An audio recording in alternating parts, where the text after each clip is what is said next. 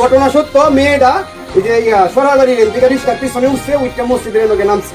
এই লোকটি হচ্ছে বাইকে রিক্সাটা তৈছে, এই লোকের ভাষ্য অনুসারে।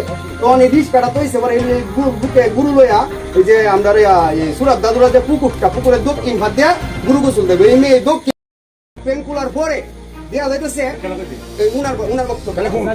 আমি বলতেছি, উনি বলছে হাফ প্যান্ট খুলে দিছে মেয়েটা 7 বছরের শিশু। হাফ প্যান্ট খুলে দেওয়ার পরে উনার যা করণীয় তা করতে বাধ্য। তখন এক পর্যায়ে উনার যা করার কাম কপি হয়ে গেছে। হ্যাঁ, উনি আমার কাছে প্রমাণিত।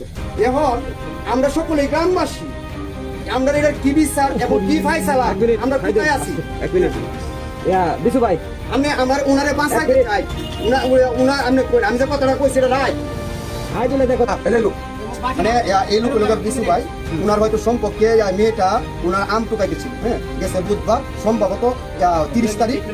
সে হয়তো সম্ভবত 30 তারিখ ওই দিন প্রায় দুপুরে অকারেশটা হয়েছে।